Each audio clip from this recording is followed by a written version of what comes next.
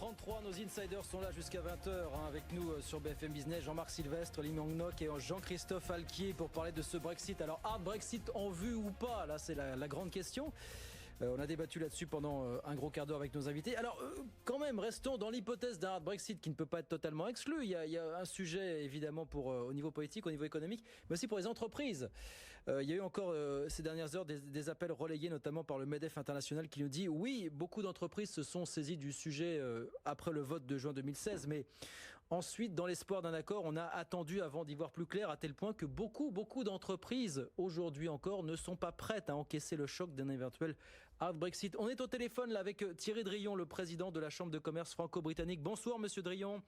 Bonsoir. Merci d'être avec nous. Est-ce que vous relayez cet appel? Est-ce que vous nous dites ce soir, effectivement, il y a beaucoup d'entreprises françaises, et notamment des PME, qui ne sont pas prêtes potentiellement à encaisser ce choc? Si on devait aller malgré tout vers ce hard Brexit au lendemain du 29 mars prochain, Monsieur Drillon, est-ce que vous relayez cet appel, ces inquiétudes? Le hard Brexit serait bien évidemment une situation perdant-perdant. Perdant pour le Royaume-Uni, perdant pour la France, perdant pour l'Union européenne. Après, ce que vous évoquez sur la préparation des entreprises, elle est différente suivant la taille des entreprises. Les grandes entreprises ont leurs différents scénarios. Alors, est-ce qu'il est prêt à 100%? Une grande majorité ont envisagé différents cas de figure. Les entreprises de taille intermédiaire s'y sont préparées relativement tardivement et là sont en train de focaliser sur les aspects plus liés à la logistique, les transports et la supply chain.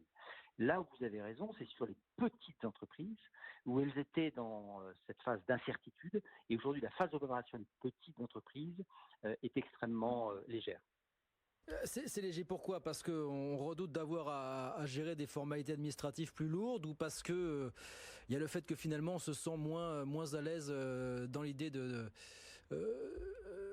faire du commerce avec un pays qui sortirait de l'Union européenne potentiellement? Mais je crois que c'est plus par rapport au nombre de questions qui se posent oui. et au manque de réponses. Et l'absence d'interlocuteur peut-être.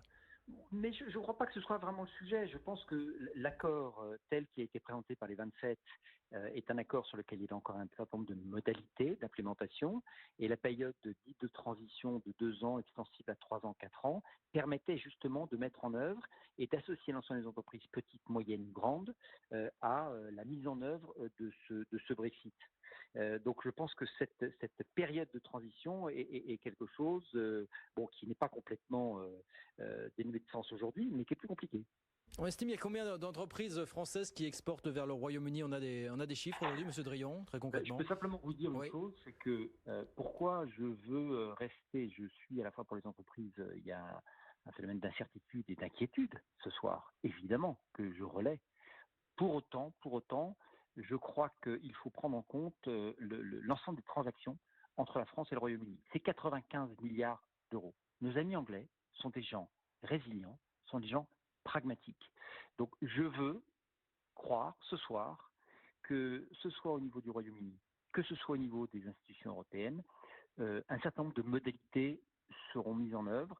Et ce que vous disiez est très juste, le hard Brexit est tout simplement la pire des solutions, mais pas la pire des solutions pour le Royaume-Uni, la pire des solutions pour l'Union européenne et pour la France. Merci beaucoup Thierry Drillon, merci d'avoir été avec nous quelques minutes, président de la Chambre de commerce franco-britannique. Comment est-ce que vous regardez ce dossier, Jean-Christophe Alquier? Ces entreprises qui effectivement pour l'instant ne savent pas comment gérer, ne savent pas comment se préparer à l'éventualité d'un hard Brexit qui reste encore possible, quoi qu'on en dise ce soir. Alors ce que nous dit notre ami de la Chambre franco-britannique n'est pas très surprenant sur les 3 catégories, les grandes, les moyennes et les petites. C'est-à-dire que c'est aussi une question de moyens, de ressources pour pouvoir se préparer à ces éventualités, donc d'avoir les conseils juridiques, les consultants qui vont bien et qui vous aident à préparer la sortie. Donc je ne suis pas surpris parce qu'effectivement ce scénario du hard Brexit, finalement au fond il y a sans doute un peu chez les chefs d'entreprise une forme de déni ou une forme de volonté de ne pas y croire et donc on retarde le moment où on se prépare. Mais moi j'ai envie là aussi de regarder les choses de façon positive et optimiste. Il y a effectivement un certain nombre de risques pour des entreprises qui font du business avec le UK, mais il y a sans doute aussi un certain nombre d'opportunités.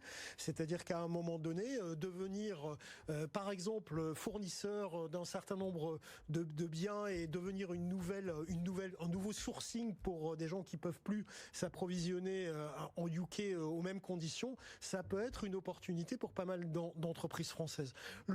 L'un des risques, me semble-t-il, et peut-être le plus évident dans le cas d'un hard Brexit, ça va être un risque régional, territorial, notamment pour les Hauts-de-France, dont une partie de l'économie locale dépend de la fluidité des échanges avec le Royaume-Uni. Et là, il va y avoir un impact qui va être un impact immédiat, encore une fois dans l'hypothèse du hard Brexit, immédiat, non négligeable et tout à fait quantifiable. Et pour le coup, j'ignore si les Hauts-de-France sont préparés et dans quelle mesure ces entreprises localisées dans cette région le sont. Jean-Marc Sylvestre. C'est pas très étonnant que les entreprises ne se soient pas préparées. Mais c'est vrai, Jean-Christophe, on était un petit peu dans le déni. C'est ce qu'on nous a raconté. Je ne crois pas qu'elles soient dans le déni volontairement. On n'a pas voulu y croire, tout simplement. Elles sont dans la méconnaissance de ce qui peut se passer en cas de hard Brexit. Elles sont dans la méconnaissance de savoir ce que... Parce qu'à partir du moment où vous travaillez avec eux, vous exportez. Bon, donc vous allez téléphoner chez Eurotunnel, vous allez téléphoner à Brittany Ferries en disant, bon, quelles sont vos conditions? Est-ce que vous allez prendre du retard? Est-ce qu'il faut... Quels sont les papiers qu'il faut prévoir? Chez Brittany Ferries comme Eurotunnel, ils ne savent pas. Bon, donc ils répondent pas. Donc tant qu'on ne saura pas, quelles sont les barrières douanières tarifaires que les Anglais vont mettre, produit par produit, pays par pays, parce qu'il va falloir, on ne peut plus mettre maintenant une seule condition pour l'ensemble des pays d'origine de l'Union européenne. Il faut les négocier. Et puis les barrières non tarifaires, comment voulez-vous vous y préparer? Donc ils vont sans doute continuer de faire comme auparavant, et vraisemblablement, les Anglais qui ont quand même besoin des produits qu'ils importent, notamment dans l'agroalimentaire, ils vont accepter les produits tels qu'ils arrivaient auparavant. Le problème, il est beaucoup plus sensible et beaucoup plus grave dans l'autre sens. C'est qu'est-ce qu'on fait à l'importation des produits britanniques? Quelles sont les garanties que l'on va avoir que ces produits britanniques ont été fabriqués dans des conditions qui correspondent à nos normes de consommation, à celles pour lesquelles on s'est battu au sein de l'Union européenne pour les imposer à tout le monde? Est-ce que ces produits sont fabriqués dans des conditions équitables sur le plan social, sur le plan fiscal? Et toutes ces questions-là, il va falloir que les autorités européennes, les autorités françaises, se la posent. Donc c'est à l'entrée des pays anglais où le problème va plutôt se poser. Et je passe sur la circulation des personnes, parce que je pense là qu'il ne va pas y avoir énormément de difficultés. L'autorité française commence. Alors, il y a eu des mesures prises par le gouvernement. Voilà, on débloque